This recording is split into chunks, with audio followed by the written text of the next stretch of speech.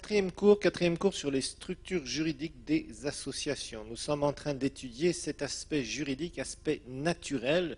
Vous aurez d'autres cours sur l'aspect naturel du ministère parce que vous devez être conscient d'un certain nombre de choses. Parce que vous regardez des prédicateurs qui sont en train de prêcher, qui ont des églises, etc., etc. C'est très bien.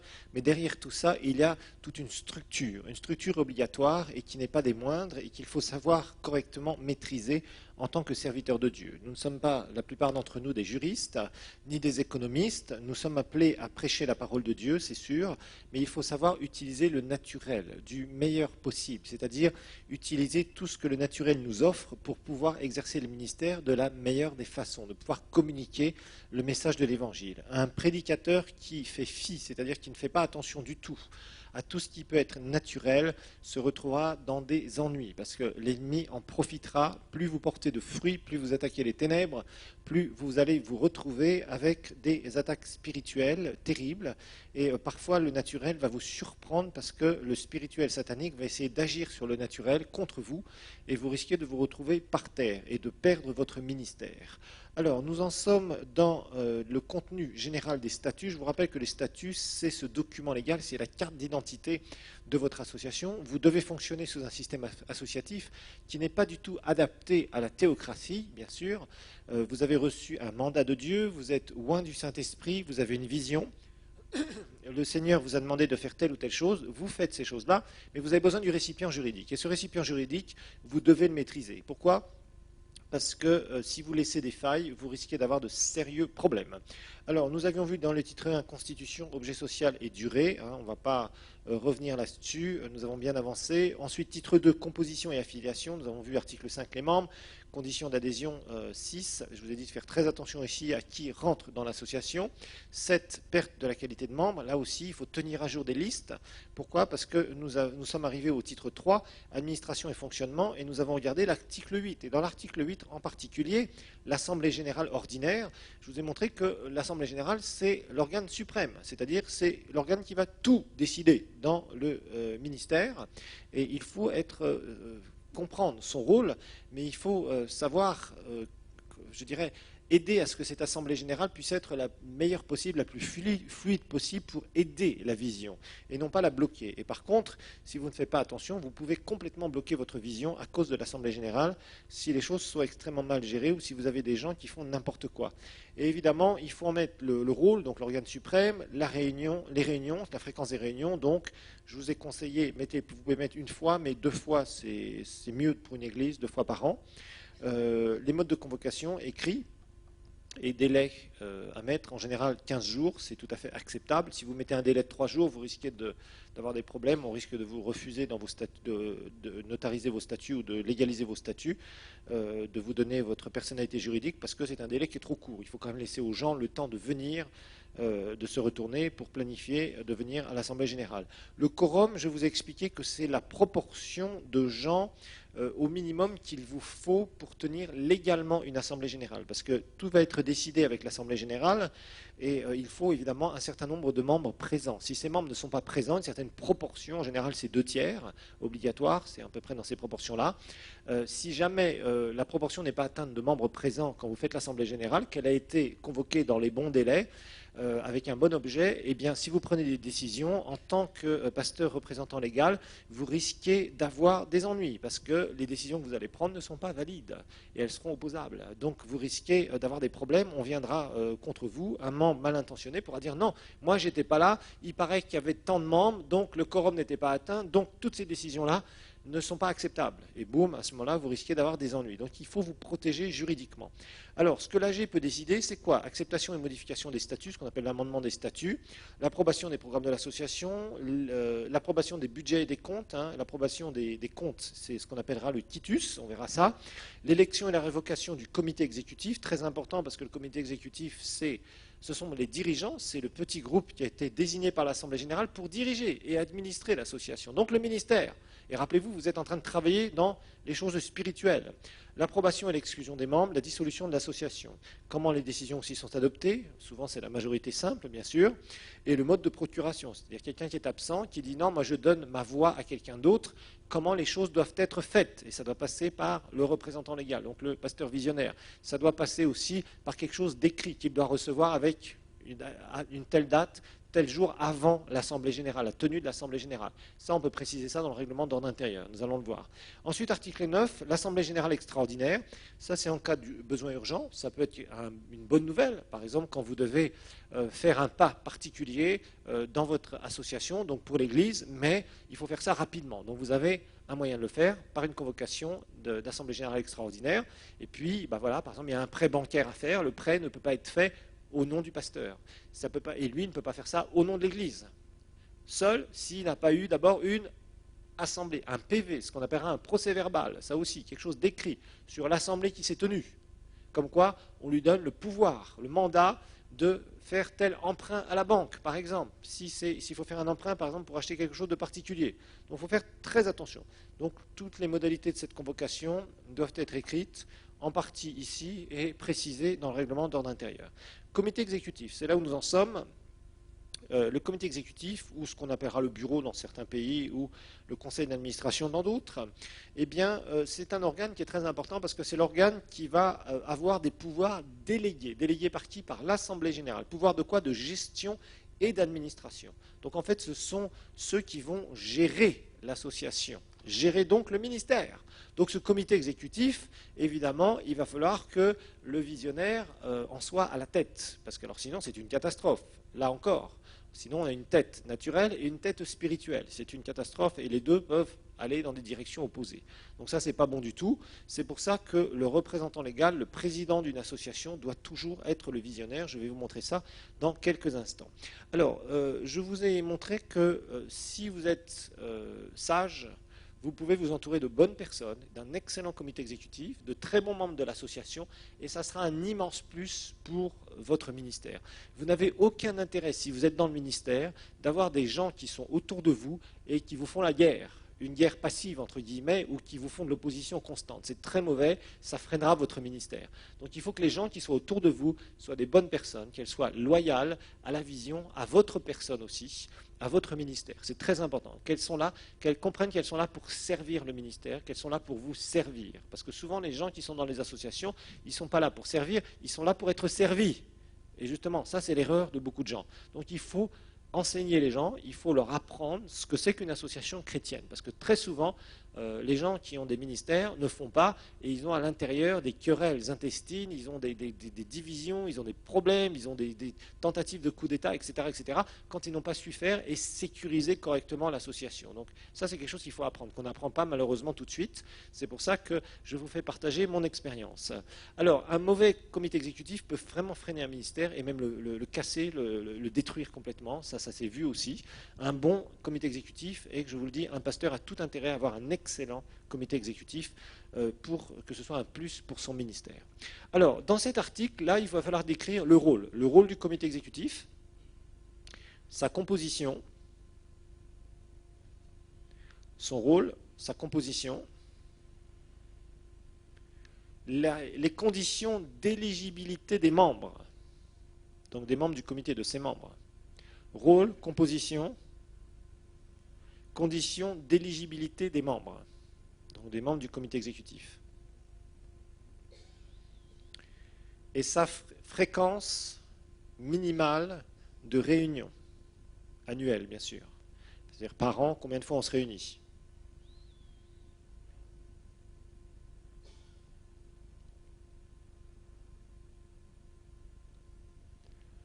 Donc, ce sont des gens qui vont entourer le visionnaire.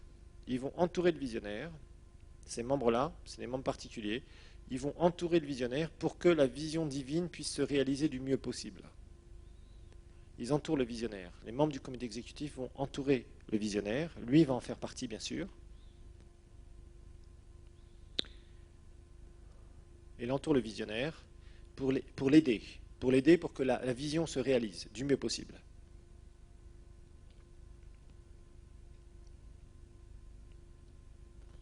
Donc je vous rappelle que le comité exécutif, son rôle, ça va être d'exécuter. C'est pour ça qu'on appelle souvent comité exécutif. Comité, c'est parce qu'il y a plusieurs personnes. Et exécutif, parce qu'ils vont exécuter quoi? Les décisions qui ont été prises en assemblée générale. Donc le comité exécutif, lui, va travailler pour que ce qui a été voté en assemblée générale, par exemple pour les budgets, par exemple pour les activités de l'association, ça prenne forme. Ces décisions doivent prendre forme, doivent devenir réalité. Et ça, c'est le rôle du comité exécutif. Alors, souvent, on met des formules comme ça. Le comité exécutif a les pouvoirs les plus étendus concernant la gestion et l'administration du ministère. Bon, ça, c'est son rôle en général. Donc, les pouvoirs étendus concernant la gestion et l'administration. Donc, on lui donne les pouvoirs statutairement. C'est important parce que, d'après les statuts, c'est là où vous donnez du pouvoir au comité, où vous limitez le comité exécutif. Il y a des associations qui limitent énormément les comités exécutifs au travers de leurs statuts. Mais dans un ministère, il faut laisser les mains libres au comité exécutif. Mais attention, il faut mettre certaines choses. Ensuite, le comité exécutif est composé des membres suivants. Alors, les membres suivants. Le minimum pour un comité exécutif, c'est président ou représentant légal, ça c'est clair. Le minimum, c'est président, représentant légal. Secrétaire général, donc du ministère ou de l'Église, président, donc comité exécutif ou représentant légal, secrétaire et trésorier. Président ou représentant légal, secrétaire, trésorier. Ça, c'est les 3 membres minimum qu'en général on va vous imposer dans un pays. Mais à cela, vous pouvez rajouter certains membres. Vous pouvez rajouter certains membres. Par exemple, vous pouvez avoir un vice-président, un ou une vice-présidente. Ça vous fait 4 membres. Et puis, vous pouvez avoir des membres permanents aussi. Moi, par exemple, j'ai pris le pasteur Isabelle et je lui ai dit, tu seras membre permanent, c'est mieux que tu sois membre permanent. Comme ça, il n'y a pas besoin qu'elle soit votée ou pas. Et c'est membre permanent. Donc, ça veut dire que on est 5, nous par exemple, on est 5 dans notre comité exécutif. Alors maintenant, il faut faire une précision. Une précision que parfois vous pouvez faire quand vous déposez la première fois vos statuts, mais parfois c'est pas sage, enfin, c'est sage et c'est pas sage de la faire. Parce que parfois ça peut choquer, mais il faut savoir. Moi j'ai rajouté une chose, après dans mes statuts, j'ai dit seul le représentant légal n'est pas éligible. Seul le représentant légal n'est pas éligible. Et les autres membres du CE, du comité exécutif, donc seul le représentant légal n'est pas éligible. Ça, si vous avez ça dans vos statuts, vous êtes tranquille. Seul le représentant légal n'est pas éligible. Les autres membres du CE, donc du comité exécutif, seul le représentant légal n'est pas éligible. Les autres membres du CE sont élus par l'Assemblée générale. Seul le représentant légal n'est pas éligible. Les autres membres du CE, du comité exécutif, sont élus par l'Assemblée générale, alors pour un mandat de X années. Bon, vous pouvez mettre 5 ans, vous pouvez mettre 3 ans, vous pouvez mettre 2 ans. Pour un mandat de X années, nous on a 5 ans par exemple dans notre association, 5 ans renouvelables. Renouvelables, vous devez rajouter renouvelable. Ça veut dire que c'est des gens qui peuvent être réélus. Si vous avez des bonnes personnes, qu'elles soient réélues, c'est très bien. Même si elles restent là 20 ou 30 ans à vos côtés, si c'est des bonnes personnes, gardez-les. Les bonnes personnes sont difficiles à trouver. Une fois que vous les avez trouvées, il ne faut pas que des textes vous limitent. Je vous rappelle que l'important, c'est que ces textes-là ne vous limitent pas dans votre vision et vous permettent d'avoir les meilleures personnes autour de vous. C'est ça qui est important. C'est ça qu'il faut comprendre. D'accord ? Alors parfois, cette mention « seul le représentant légal n'est pas éligible » ne passera pas facilement quand vous déposez pour la première fois des statuts.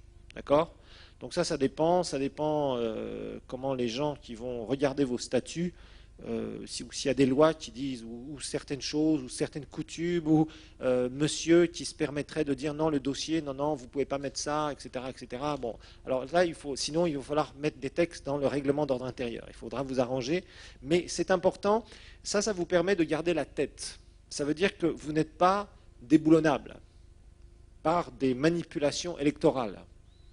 Il faut être clair. Rappelez-vous, nous sommes dans une théocratie. Donc si vous avez ça dans vos statuts, seul le représentant légal n'est pas éligible, Là, vous êtes tranquille. Ça veut dire que vous êtes représentant légal à vie, parce que vous êtes le visionnaire, vous travaillez dans la vision que le Seigneur vous a donnée, donc vous devez garder la direction de votre association. Si vous ne gardez pas la direction de votre association, s'il y a une possibilité de vous révoquer, de vous changer, c'est dangereux pour vous. Vous pouvez avoir travaillé 20 ans, 30 ans, 40 ans pour votre vision, et un jour, parce qu'il y a des gens mal intentionnés qui s'introduisent dans votre ministère, d'un seul coup, par une manipulation électorale, ils peuvent vous mettre dehors et prendre tout l'argent, prendre tous les biens, faire n'importe quoi avec tout ce que vous aurez construit toute votre vie. Et ça, c'est dangereux. Vous voyez, donc ça, c'est le travers de l'association, et qu'il faut complètement, je dirais, boucler au travers de cela. Donc je vous rappelle que dans un des articles, nous avions vu au départ de mettre le nom du représentant légal visionnaire, celui qui a reçu la vision du Seigneur. Tac, comme ça déjà le nom est inscrit. Ensuite, vous mettez qu'il n'est pas éligible. Comme ça, vous êtes tranquille, vous n'avez pas besoin de vous poser la question, de savoir que le jour où vous allez faire une assemblée générale, des gens seraient là et essaieraient de vous faire des sales coups. Voilà, tout simplement. Du lobbying derrière vous. Donc vous sécurisez votre association. Rappelez-vous que les gens sont venus parce que vous les avez appelés, qui travaillent sous votre leadership. Dans une association où il y a un ministère, vous ne pouvez pas dire aux gens, vous travaillez, on travaille ensemble à la même hauteur décisionnelle. Ce n'est pas possible. Si vous faites ça, je vous garantis, c'est la structure naturelle qui va casser votre ministère. Les gens vont s'opposer, vous allez vouloir aller dans telle direction, il y a des gens qui vont se mettre contre vous en disant non, non, nous ne sommes pas d'accord avec ça. Et vous ne pourrez rien faire parce que vous avez des textes contre vous. Et si vous faites, c'est comme ça que les histoires commencent dans les associations. Et d'un seul coup, le pasteur dit non, j'ai décidé qu'on fasse ça. Et les gens disent non, non, non, tu sais, on a voté contre ça. Ah bon, vous avez voté? Non, mais moi je ne suis pas d'accord avec ça. Donc vous êtes obligé de vous opposer à un vote qui, théoriquement, est légal par rapport à la législation associative. Donc vous imaginez, vous prenez une décision. Cette décision n'est pas acceptée parce qu'il y a un pouvoir législatif qui vous empêche de prendre cette décision. Et c'est votre ministère. C'est dangereux, très dangereux. Donc ça, vous ne pouvez pas l'accepter. Si vous l'acceptez, je vous garantis, vous ouvrez une porte qui est gigantesque et qui permettra à l'ennemi et à la chair de détruire ce que vous faites. Parce que rappelez-vous que quand vous prenez des décisions dans la foi, vous serez combattu par l'ennemi, et parfois même par des gens qui ont peur parce que vous avez pris des décisions. Et ces décisions, il faut que ça coule tout seul. Il faut que ça coule tout seul. C'est pour ça que le système associatif, je vous dis, a ses carences, mais si vous faites ça, au moins, vous êtes tranquille. Donc, ensuite, le comité exécutif, vous mettez, se réunit, par exemple, une fois par trimestre ou X fois par an. Mais là encore, faites attention. Mettez pas trop souvent, parce que des fois, vous n'aurez pas besoin. Il y a des années où vous n'aurez pas besoin de faire beaucoup de comités exécutifs. Donc, il se réunit une fois par trimestre, il se réunit 2 fois par an, etc., comme vous voulez, ou une fois tous les 6 mois, etc., etc. D'accord? Et autant que de besoin, sur convocation du représentant légal. Là encore, le représentant légal, c'est lui qui doit convoquer le comité exécutif. C'est bien de le mettre dans des textes. Vous l'avez donc dans votre support de cours, dans votre syllabus. Alors, il est bien aussi de rajouter des précisions dans le règlement d'ordre intérieur, on verra un peu plus tard. Là, vous avez les statuts, c'est très général, mais dans le règlement d'ordre intérieur, nous le verrons, c'est bien aussi de préciser les conditions sur les candidatures des membres du comité exécutif. Parce qu'il faut que vous travailliez, si vous êtes dans le ministère, c'est vous qui devez choisir les personnes. Et c'est sûr que vous les proposez à l'Assemblée générale, mais l'Assemblée générale doit acquiescer, doit directement dire, bon, le pasteur pense que c'est la bonne personne, on va être derrière lui. Une bonne Assemblée générale est derrière son pasteur. Une mauvaise Assemblée générale essaiera de faire tout un tas de trucs, tout un tas de luttes en proposant 3, 4, 5 ou 6 candidats. Vous voyez ce que je veux dire? Histoire de dire, celui-ci c'est mon ami, celui-ci c'est mon cousin, et on retrouve les trucs du monde. Et ça, c'est extrêmement mauvais. Dans un ministère, on ne peut pas se permettre de fonctionner avec les mentalités du monde. Si vous faites ça, vous mettez en danger votre ministère. Il vous faut des gens de confiance, des gens que vous choisissez. Vous devez choisir les gens, même si dans les textes, ils sont élus, dans le fond, il faut que ce soit un choix, le choix du pasteur. Ça, c'est normal. Parce que si l'Assemblée générale impose au pasteur quelqu'un avec lequel le pasteur ne s'entend pas bien, ou disons le courant ne passe pas bien, ou la personne essaye toujours de faire des trucs qui ne sont pas bonnes, ou qui ne sont pas acceptables pour le leadership, ça va vous poser des problèmes. Et si c'est votre assemblée générale qui vous impose les gens avec qui vous travaillez, que vous êtes pasteur et que vous devez vous-même choisir votre entourage, ça vous pose des problèmes. Donc il vous faut des bonnes personnes que vous choisissez, que vous dites à l'assemblée générale, voilà, pour moi, c'est clair que le candidat ou la candidate que je choisis, voilà, c'est cette personne-là. Donc ce que je demande, c'est est-ce que l'assemblée générale est d'accord? Et puis c'est fini. Et en général, l'Assemblée générale sera d'accord, parce qu'elle voit et elle respecte votre choix. D'accord? Maintenant, vous pouvez, entre-temps, avant d'avoir fait votre choix, vous pouvez avoir parlé avec un certain nombre de membres en disant, bon voilà, je pensais à telle personne pour la proposer pour être trésorier ou trésorière, ou telle personne pour être, qu'est-ce que tu en penses, etc. Bien sûr, vous cherchez conseil. Mais chercher conseil ne veut pas dire se faire imposer des décisions. Vous voyez la différence? Et ça, c'est important, parce que quand vous êtes pasteur, il ne faut pas que les gens viennent faire des pressions sur vous, en tant que leader, et vous imposent des choses. Si vous avez des groupes de gens dans votre église, dans votre association, qui essayent absolument de vous imposer des choses que vous ne voulez pas en tant que leader, en tant que pasteur, ça vous causera des problèmes. Rappelez-vous que quand on est dans une église locale, on est là et on accepte volontairement l'autorité spirituelle. Ça s'appelle la soumission. D'accord? Maintenant, bien sûr, le pasteur, s'il est intelligent, ce qu'il doit faire, c'est s'entourer de bons conseillers, c'est-à-dire des gens qui savent lui parler aussi correctement cœur à cœur, qui savent lui dire, tu sais pasteur, là franchement je pense que tu fais une erreur ici, mais je respecterai ton choix parce que je t'aime, parce que je suis la vision, parce qu'on est ensemble, parce que vraiment je respecte ton leadership. Mais personnellement, je ne suis pas à l'aise avec ça. Que ce soit quelqu'un qui soit capable de vous dire ça. Ça c'est un bon conseiller. Un bon conseiller, ce n'est pas quelqu'un qui vous dit « Ah, pasteur, ah oui, pasteur, ah, pasteur », voilà, et puis derrière tout ça, il n'est pas du tout d'accord et il vous fera tous les coups possibles et imaginables. Ça c'est de l'hypocrisie.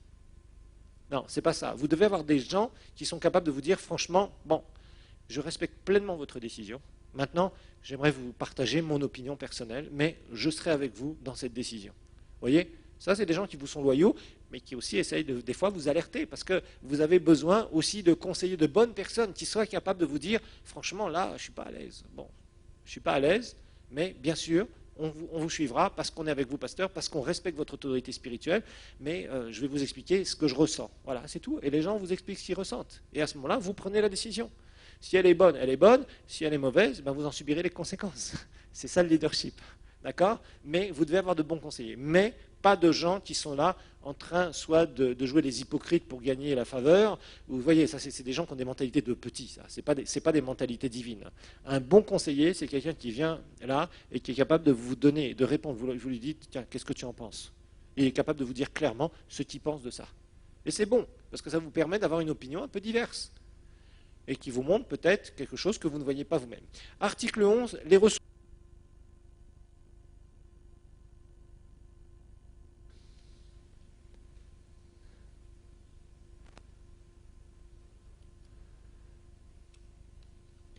Alors là, évidemment, il faut absolument vivre. Alors, dans un ministère, donc le ministère tire ses ressources dans les dîmes et les offrandes. Ça, il faut le mettre. Hein. Le ministère, donc, c'est de quoi vous allez vivre. C'est-à-dire, il faut bien vivre. C'est-à-dire, il faut qu'il y ait des rentrées d'argent. Aucune vision. Donc, le ministère tire ses ressources dans les dîmes et les offrandes. Et dans toute activité génératrice de revenus, ça c'est important de le mettre. Donc le ministère tire ses ressources dans les dîmes, les offrandes, et dans toute activité génératrice de revenus ou projet prévu par la loi. Ou projet, donc toute activité génératrice de revenus ou projet prévu par la loi. Par la loi sur les associations, bien sûr. Donc dîmes, offrandes, toute activité génératrice de revenus ou projet prévu par la loi sur les associations, dont les profits, ça c'est important de le mettre clairement, comme ça vous êtes tranquille, si jamais vous avez une inspection de la part des impôts, dont les profits seront affectés uniquement, au but du ministère. Donc dîmes, offrandes, toute activité génératrice de revenus ou projet prévu par la loi, mais dont les profits seront affectés uniquement au but du ministère. D'accord? Donc obligatoirement, vous générez pas des revenus pour aller construire la maison du pasteur ou pour aller construire un hôtel où vous allez faire des bénéfices comme une société. Ça c'est dangereux. Il faut faire attention à tout ça. Parce que malheureusement, il y a des gens parfois qui font des choses sous le couvert des associations. Et au bout d'un moment, eh bien, ils se font coincer parce qu'il y a un inspecteur des impôts qui passe et qui dit non, ça c'est pas affecté au but. Le but est d'évangéliser. Le but est de créer des églises. Le but est de faire des instituts bibliques. Le but est de mettre au travers des médias, comment dire, l'évangile de Christ, etc., etc. Vous voyez. Donc tout ça, ça doit être très clair. Et quand vous mettez ça ici, dîme, offrande aussi, c'est très important de mettre dîme, offrande. Parce que si vous mettez rien et que vous êtes une église, dans certains pays, on va vous dire c'est quoi l'histoire de la dîme, c'est quoi offrande, bon oui d'accord, mais c'est pourquoi, etc., etc. Non, non, ça c'est des revenus différents, bah, etc. Non, non, c'est statutaire. Ok, vous avez approuvé ça au niveau du gouvernement, donc il n'y a rien à dire. Bon, parce que parfois ça peut vous couvrir dans certains cas. Article 12, les modalités de dissolution. Les modalités de dissolution. Alors sachez qu'une association se dissout pour différentes raisons. Elle peut être dissoute si parfois c'est la catastrophe, les gens ne s'entendent plus, c'est les divisions dans tous les sens. Mais aussi elle peut être dissoute parce que parfois on a créé une autre association ou on veut se mettre sous une autre association. Par exemple, il y a des églises qui démarrent et puis bon, elles arrivent à un certain niveau et puis elles se disent tiens, pourquoi on ne ferait pas partie d'un mouvement plus grand? Et d'un seul coup, ces églises se mettent ensemble et recréent une autre association. Donc il faut dissoudre la première association et mettre le patrimoine, tout ce qu'on a, donc tout l'actif dans le, comment dire, dans la nouvelle association, voilà, tout simplement. Donc, mais ça, il faut quand même le préciser. Et ça, c'est obligatoire. Vous devez avoir un article dans vos statuts qui précise la dissolution de l'association. Alors, évidemment, on met tout le temps seule l'Assemblée générale. Donc, l'AG peut décider la dissolution du ministère. Seule l'Assemblée générale peut décider la dissolution du ministère. Et il faut mettre, évidemment, le patrimoine sera affecté, hein, donc tout l'actif, tout ce qu'on a, toutes les immobilisations, tout l'inventaire, tout ce qu'il y a dans l'inventaire, donc tous les biens, donc sera affecté à une association qui a le même but. Sera affecté à une association qui a le même but, c'est-à-dire la prédication de l'Évangile. Donc, tout ce qui appartient à l'association, si vous voulez. Ça peut être patrimoine, ça peut être tout un actif, ça peut être ce qu'il y a sur les comptes en banque, ça peut être tout un tas de choses qui ont été achetées dans l'association. Donc sera affecté à une association qui a le même but, c'est-à-dire prêcher l'Évangile. Donc ça c'est important, c'est une précision. Ça évite parfois que des fois certaines choses soient achetées sous le but de l'Évangile et puis soient redonnées à une association, je ne sais pas, qui ne prêche pas l'Évangile et qui est plus une association qui a un but non évangélique. D'accord? Donc ça c'est quand même une précision. Alors article 13, modification des statuts. Modification des statuts, article 13.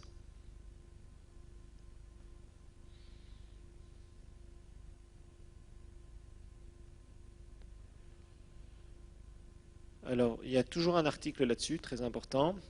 Et en général, on met les présents statuts. Les présents statuts ne peuvent être modifiés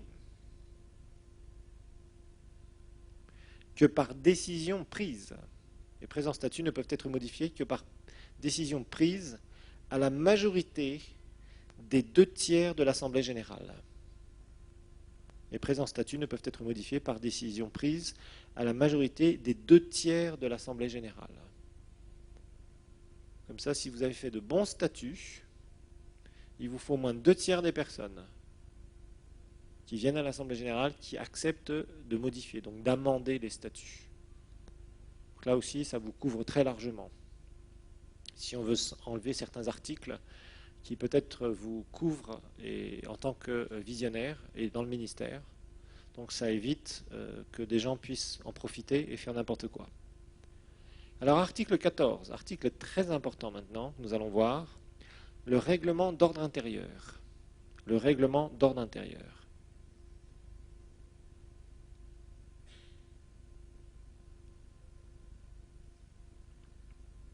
Le règlement d'ordre intérieur, ce qu'on appellera souvent le ROI. ROI, comme le roi. Le règlement d'ordre intérieur. Alors, comme on verra, le règlement d'ordre intérieur, c'est un document légal qui va vous permettre de préciser le fonctionnement interne de votre association. Donc, ça va être un document légal, on va en parler, qui va préciser document légal, le règlement d'ordre intérieur, qui va préciser le fonctionnement interne et pratique. Le fonctionnement interne et pratique de l'association. C'est ce que j'appellerais la cuisine interne. Ça ne concerne pas le gouvernement. Le gouvernement n'a pas le droit de regard sur votre règlement d'ordre intérieur. Ça, c'est votre cuisine interne. Le gouvernement regarde seulement vos statuts. Il vous dit, selon vos statuts, etc., etc. Si vous violez vos statuts, boum, il a le droit de vous taper dessus. Mais le règlement d'ordre intérieur, c'est une cuisine interne. Là, vous pouvez mettre beaucoup de choses qui montrent comment vous allez fonctionner. Quelles sont les règles de fonctionnement. D'accord ? Alors moi, ce que je recommande très fortement, très très fortement, c'est de mettre dans l'article règlement d'ordre intérieur la chose suivante. Un règlement d'ordre intérieur, donc vous mettez un ROI, un règlement d'ordre intérieur, donc un ROI de l'association, sera élaboré. Alors le mieux, maintenant je suis plus strict, vous le verrez dans vos notes, j'avais mis autre chose à l'époque, le mieux donc c'est de mettre par le visionnaire fondateur. Donc un règlement d'ordre intérieur de l'association sera élaboré par le visionnaire fondateur, présenté au comité exécutif, puis approuvé par l'Assemblée générale. Donc rédigé ou élaboré par le visionnaire fondateur, présenté au comité exécutif, puis approuvé en Assemblée générale.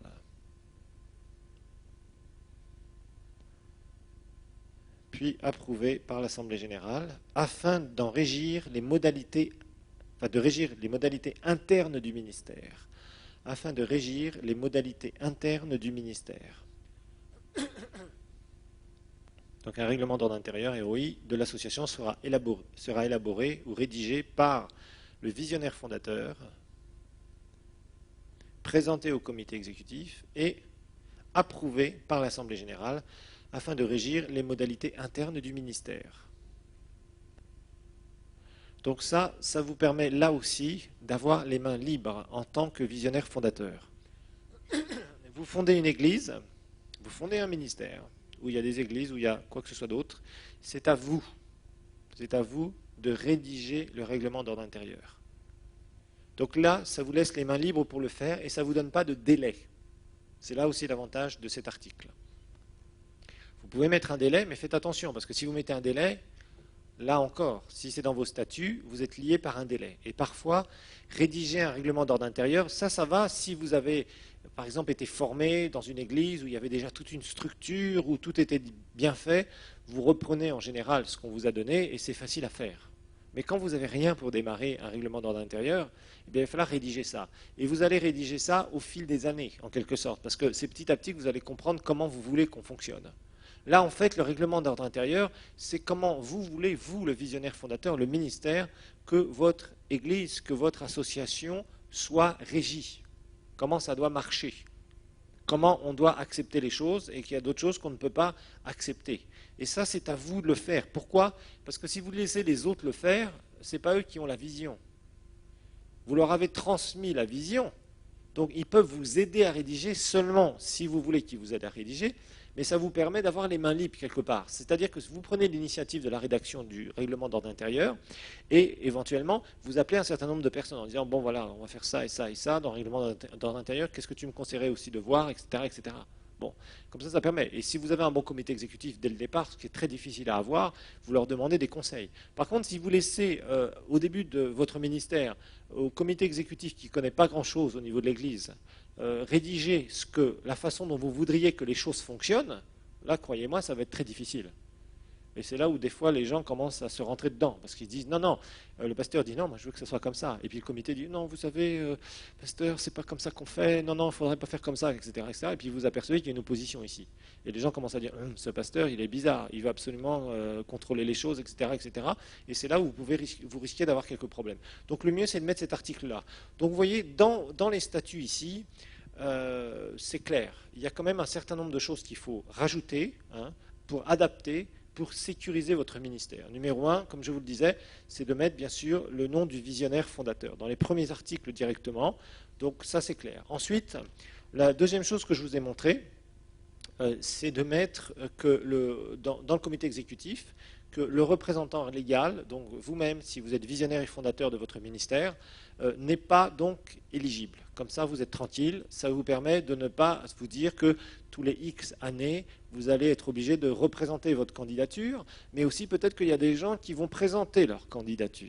Et c'est là où vous risquez de voir des gens qui peut-être ne seront pas tout à fait clairs. Et je vous dis, au bout d'un certain nombre d'années, vous aurez dans votre association des gens éprouvés, des gens fidèles.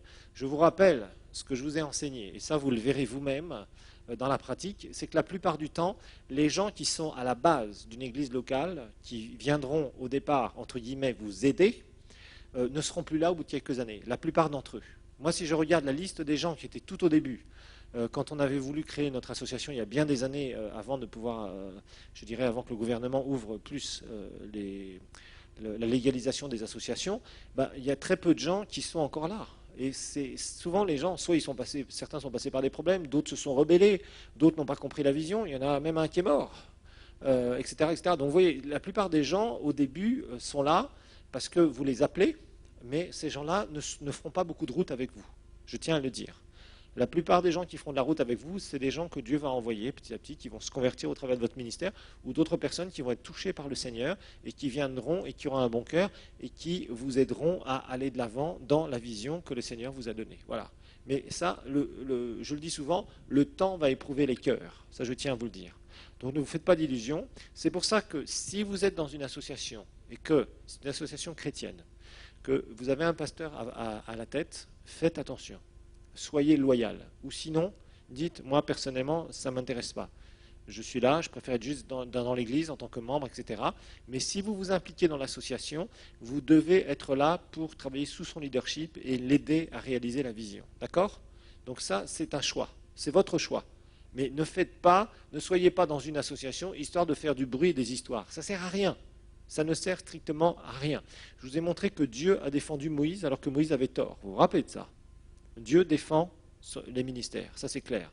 Même s'ils font des erreurs à répétition, je vous ai montré les conséquences que vont avoir les ministères, ça c'est clair. Quand vous faites des fautes régulières en tant que ministère, si c'est récurrent, c'est-à-dire si ça se passe plusieurs fois de suite, vous risquez au bout d'un moment de perdre votre ministère par votre stupidité, ça c'est clair. Ou vous risquez de perdre beaucoup de gens. Parce que vous ne savez pas gérer correctement votre ministère. Vous faites des erreurs, vous faites plein de fautes, et vous corrigez pas. Ça, c'est une chose. Mais laissez les mains libres à celui qui est le visionnaire fondateur. Ça, c'est très important, qui est à l'origine de la vision. Laissez-lui les mains libres. Si vous faites ça, vous pouvez être une aide extraordinaire. Si vous ne faites pas ça, croyez-moi, vous risquez vraiment d'avoir beaucoup de problèmes personnels parce que vous risquez de développer une mentalité de rébellion. Et rappelez-vous d'une chose, Dieu ne bénit pas ceux qui sont rebelles aux serviteurs qu'il met. D'accord? Même si le serviteur n'est pas parfait, ce n'est pas à vous de le corriger. Maintenant, c'est sûr que si vous mettez les pieds dans une association et que vous sentez que ça brûle de partout, qu'il y a des détournements de fonds et qu'il y a des histoires épouvantables, le mieux, c'est d'écrire une petite lettre en disant « je ne suis pas tout à fait... Enfin, merci pour ce que vous avez fait » et vous dites, voilà, tout simplement, je préfère me retirer, démissionner de l'association et vous ne parlez à personne. Vous allez coudre vos lèvres. D'accord? Ça, c'est important. Ce n'est pas la peine de faire des histoires. Il y a beaucoup d'histoires dans les associations chrétiennes et c'est la honte. On est par exemple dans un pays où, vous savez, les gens, ils se bagarrent, ils vont au ministère de l'Intérieur et il y a des gens qui se bagarrent, des membres de l'association avec le pasteur qui sont au ministère de l'Intérieur en train de se bagarrer. C'est honteux, non? Ils se bagarrent devant des inconvertis. C'est un exemple super. Mais on prêche Jésus, Jésus est la vérité. Amen. Non, mais c'est scandaleux. Non. Si vous n'êtes pas d'accord, prenez la petite porte, c'est tout. Mais faites pas d'histoire. Franchement, ça, je vous déconseille à 100%, ne faites pas d'histoire. Si quelqu'un a une onction, ne faites pas d'histoire, n'allez pas contester. Vous dites, ok, si vous estimez que c'est mal géré, vous partez par la petite porte et vous faites attention. Ne faites pas d'histoire, ça ne sert à rien. C'est Dieu qui corrigera son serviteur. Et si le serviteur ne se corrige pas, il aura des sanctions de la part de Dieu. Et croyez-moi, quand Dieu sanctionne, ça fait mal. Il faut dire, c'est clair. Ok? Donc, faisons bien attention. Essayons vraiment, si vous êtes là, si vous êtes dans une association, vous aidez la personne qui est à la tête. Si ce n'est pas votre intention, ne soyez pas dans l'association. Franchement, vous ne ferez pas de bien, vous ferez du mal. Donc ne soyez pas dans l'association. Prenez la petite porte, quoi que vous ayez fait. Vous avez aidé à démarrer, c'est tout. Après, vous prenez la petite porte et c'est fini. Mais ne vous mettez pas dans les histoires d'association. C'est épouvantable. C'est honteux. Ça met du discrédit sur le nom du Seigneur. Ça crée beaucoup de problèmes dans les églises. Si le représentant légal, vous savez, si les gens prennent conscience que le représentant légal, par exemple, si vous avez un type qui fait des détournements de fonds, vous en apercevez, le gars ne veut pas se corriger, vous dites, ok, très bien, tu es serviteur, moi, si tu es serviteur du Seigneur, c'est pas moi c'est Dieu ton propriétaire, c'est pas moi. Tu te retires doucement. Et s'il avait 10 membres et qu'il y en a 7 qui partent, il va se retrouver tout seul. Et s'il continue ses histoires, il aura tôt ou tard des ennuis. C'est tout. S'il ne se corrige pas. Mais ce n'est pas à vous d'aller le corriger. Ce n'est pas à vous de le corriger. Par contre, protégez-vous. Si vous êtes membre d'une association où il y a des trafics, fuyez. Parce que juridiquement parlant, vous êtes impliqué. Et surtout si vous êtes membre du comité et que vous savez qu'il y a des choses qui ne sont pas claires et que les choses ne veulent pas être corrigées, fuyez. Ça, je vous le garantis. Il faut être sûr de là où on met les pieds. Si vous avez un pouvoir décisionnel dans une association, faites attention parce que juridiquement parlant, vous êtes impliqué. Et les gens ne font pas attention à ça. Ils se mettent partout, ils veulent des postes, ils veulent des trucs, ils veulent des machins, etc., etc., etc., etc. Non, faisons extrêmement attention. Faisons extrêmement attention. Parce que tout ça, ça a des implications juridiques. On verra aussi qu'il y a des implications économiques. Quand vous aurez le cours sur le ministère et les finances, vous verrez qu'il y a des implications économiques. Par exemple, avoir un poste de trésorier ou de trésorière dans une association, ce n'est pas un poste facile.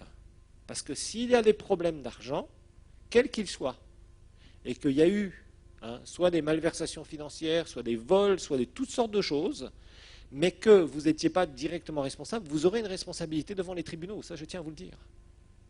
Très sérieuse. Vous pouvez avoir de sérieux ennuis et être mis en prison. Parce qu'en général, quand il est parlé d'argent et de problèmes d'argent dans une association, le premier qu'on vient chercher après le représentant légal, c'est le trésorier. Et c'est normal, parce que c'est lui qui est censé connaître ce qui se passe dans la comptabilité. C'est lui qui est censé signer les chèques. C'est lui qui est censé avoir pris la rédaction des projets et avoir reçu de l'argent. C'est passé obligatoirement par ses mains quelque part. Donc il ne peut pas dire « moi je ne savais rien, je ne savais rien ». Si, tu savais. Et le problème, c'est que c'est dangereux. Donc il faut se protéger. Ce genre de position est dangereuse si vous savez qu'il y a des choses qui sont faites derrière votre dos. Si c'est fait derrière votre dos, vous devez vous déresponsabiliser si vous n'avez rien fait de mal. Parce que ça peut être dangereux pour vous. Alors, personnellement, je vous conseillerais une chose. Si vous démarrez une association, entourez-vous d'un juriste. Je tiens à vous le dire. Entourez-vous d'un juriste. Vraiment. Payez ce qu'il faut payer pour que vos statuts soient vraiment très bien faits. Vous lui posez les questions, mais pas n'importe quel juriste. Un bon juriste chrétien qui connaît bien le problème des associations et le problème des églises par rapport aux associations.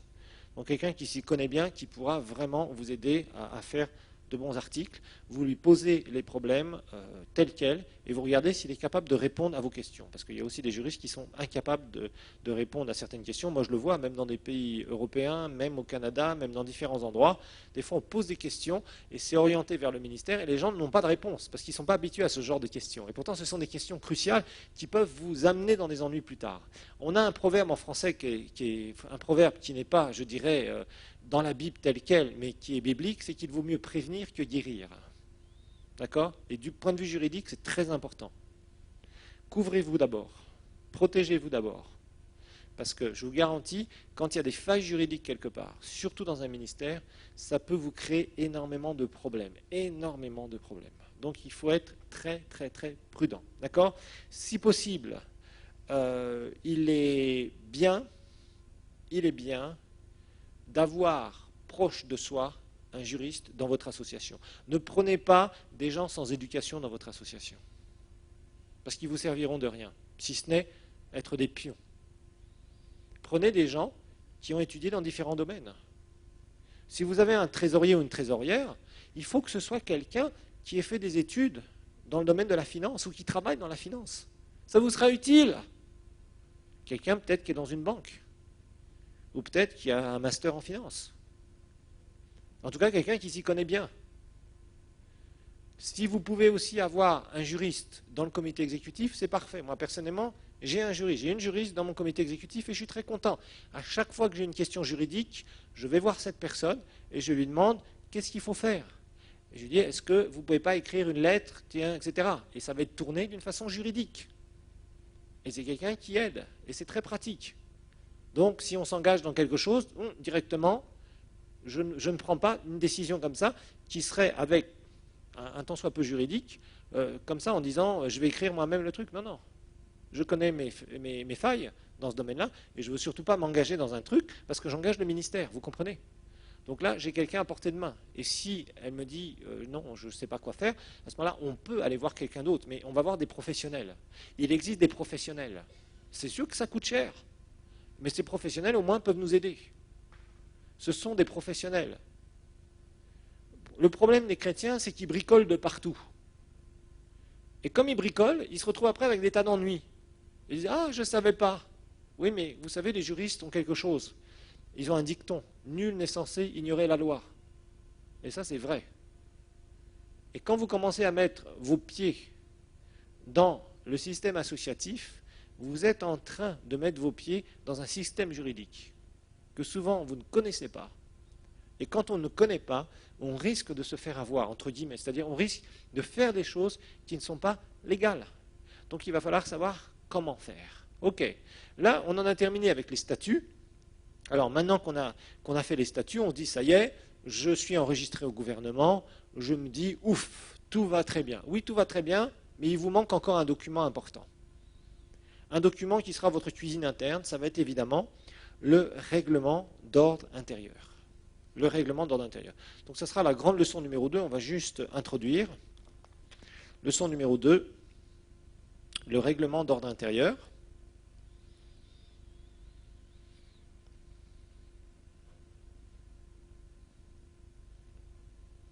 Le règlement d'ordre intérieur, c'est la leçon numéro 2, c'est la deuxième grande partie que nous étudierons.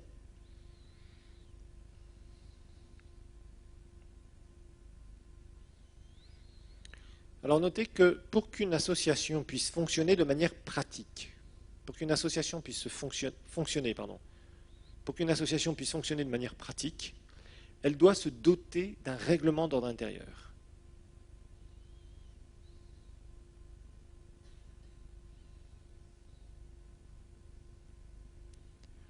Elle doit se doter d'un règlement d'ordre intérieur. Alors je vous rappelle qu'à la fin des statuts, on a mis un article qui mentionne ce règlement d'ordre intérieur, que ce règlement d'ordre intérieur va être rédigé. Par qui? Le fondateur visionnaire. Il sera présenté au comité exécutif et approuvé en assemblée générale. Ok. Alors le règlement d'ordre intérieur, c'est quoi? Le règlement d'ordre intérieur, c'est un document. Un document qui permet de préciser. Rappelez-vous que les statuts, c'est très général, générique. Donc c'est un document qui permet de préciser comment fonctionne de manière interne et pratique le ministère. C'est un document qui permet de préciser comment fonctionne de manière interne et pratique le ministère.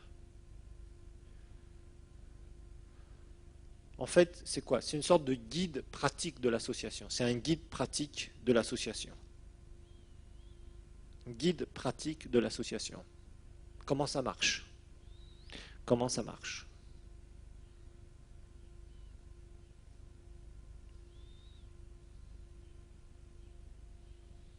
Voilà, c'est comme quand vous achetez un appareil, quel qu'il soit, vous avez un petit livre, le manuel de l'utilisateur. Voilà. Et on vous explique, tel bouton, vous appuyez là, ça va faire ça, tel machin, ça va faire ça, tel truc, ça va faire ça, il faut brancher ça comme ça, il faut mettre l'appareil comme ça, etc., etc. C'est la notice. Voilà, manuel de l'utilisateur. Exactement. Le règlement d'ordre intérieur, c'est le manuel de l'utilisateur de l'association. Voilà. Comment ça fonctionne? D'une façon interne. Alors il faut que vous sachiez une chose, dans les lois, en général, dans les lois dans les pays francophones, la loi en général ne dit jamais rien, je dis en général, hein, elle est très muette sur le règlement d'ordre intérieur. C'est-à-dire que vous faites ce que vous voulez, entre guillemets. Les lois dans les pays francophones sont très muettes sur le règlement d'ordre intérieur. Il y a quelques phrases en général qui sont, je dirais, très génériques. En général, on vous dira, le fonctionnement interne, c'est votre business. On ne veut pas le savoir. Nous, ce qui nous intéresse, c'est la vitrine légale des statuts. Voilà. Le gouvernement vous dira ça en général. Le fonctionnement interne, c'est votre cuisine. C'est vous qui vous arrangez, vous faites ce que vous voulez. C'est à vous de voir comment vous faites les choses. Bien sûr, dans le cadre où ça ne va pas, évidemment, déroger à une loi en général, une loi civile ou quoi que ce soit, évidemment. Mais en général, il n'y a aucune loi à propos des associations qui vous imposeront quelque chose de particulier sur la façon dont le règlement d'ordre intérieur doit être rédigé. Vous voyez, autant sur les statuts, en général, les lois dans les pays francophones et dans le monde entier vous donneront les grandes lignes. On vous expliquera dans la loi, en général, d'une manière ou d'une autre, ou à côté, on mettra des annexes et on vous dira, voilà, dans les statuts, il doit y avoir ça, ça, ça, et ça, etc. Mais règlement d'ordre intérieur, on ne vous dit rien. Donc en fait, vous allez vous-même créer votre règlement d'ordre intérieur. Donc il y a une grande liberté sur la rédaction et sur le contenu du règlement d'ordre intérieur. En fait, on fait ce qu'on veut. Donc c'est pour ça qu'il faut évidemment que le pasteur sache quoi faire et qu'est-ce qu'il va mettre dans son règlement d'ordre intérieur. Donc ça va être le fonctionnement interne de l'Église, des départements divers, etc., etc. La façon dont on va préciser certains articles aussi, bien évidemment, à propos des statuts. On va donner tout un tas de précisions par rapport au fonctionnement. Voilà pour ce cours, nous en saurons plus sur le règlement d'ordre intérieur dans les prochains cours.